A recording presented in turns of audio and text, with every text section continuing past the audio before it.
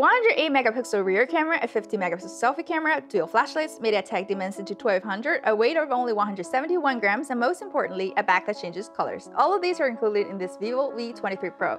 So is the Vivo V23 Pro really any good? Let's find out. Hi everyone, this is Wei from Pandaily, keen on tech and gadgets, we've got you covered. Well, here it is, the Vivo V23 Pro. Inside the box, we got the phone itself, which changes colors, some literature, a massive Type A charging brick that supports 44-watt flash charge, a pair of 3.5mm wired earbuds, which is something that you don't see every day in 2022, a SIM ejector tool, a Type A to Type C charging cable, as well as a Type C to 3.5mm headphone jack adapter, which is also rare to see nowadays.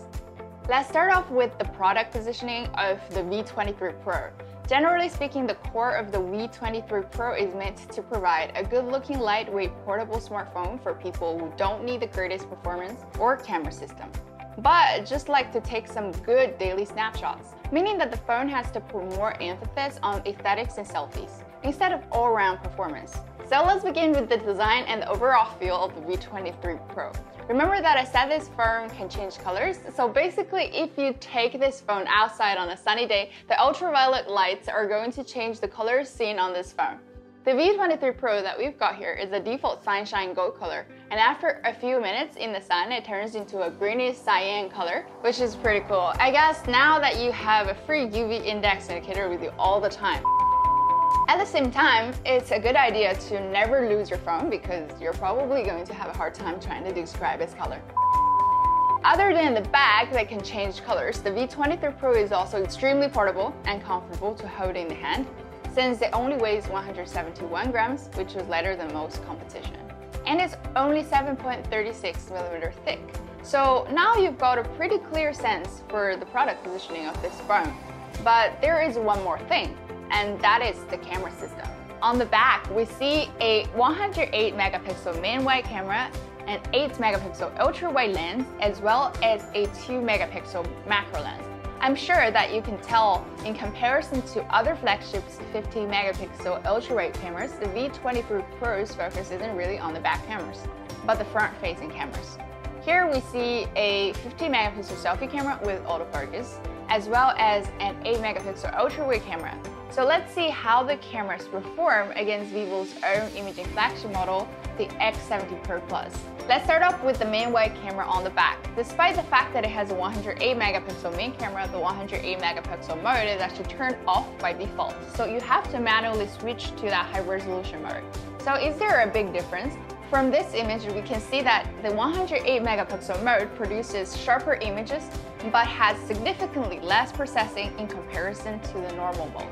In practical terms, I would say that the normal mode is enough unless you have to capture something with the most amount of details. Now, moving on to the image quality. The first photo is shot on the V23 Pro's main camera, and it looks quite decent. If you post this on your social media account, it's simply going to be a great daily snapshot. However, if you compare it to the same image shot on the X70 Pro Plus, it is clear that the X70 Pro Plus has a sharper image with more depth to it.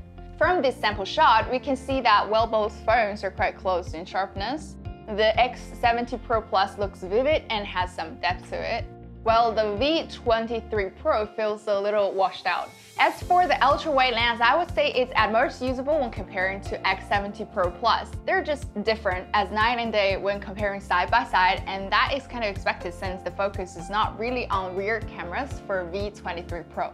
So let's see how the front-facing cameras perform.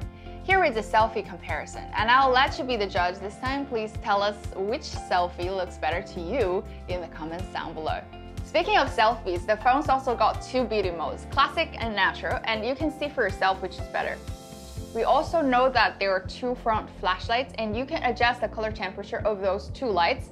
While those flashlights can be useful when you are in the shade, I think using the screen as a fill light is much better in pitch dark situations, since the screen gives the softer light to your face, and this is how the flashlights look like in complete darkness. Finally, let's go through the rest of the specs. We have a 6.56-inch 1080p display with a refresh rate of 90Hz, which should be enough for your daily social media feed.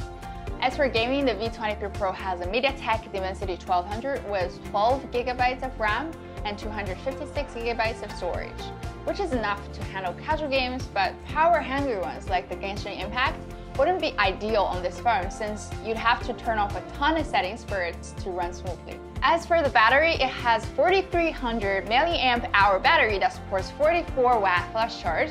In theory, this should give you around 60% charge in 30 minutes, which is pretty decent if you're on the go. In conclusion, I think the V23 Pro is a fairly good average phone. Nowadays, phone companies are all trying to advertise their latest flagships, but not everyone actually needs an expensive top-tier phone. They just want a portable, good-looking model that can accomplish daily tasks such as taking photos and scrolling through social media. And if you know that you're not into those fancy phones, then the V23 Pro could be one of those great mid-tier phones offering great bang for your buck. Okay, that's all that we have for you today. If you like this video, please give us a thumbs up. If you haven't subscribed to our channel already, please do so. And if you want to know more about China's technology and business, see you next time. Bye!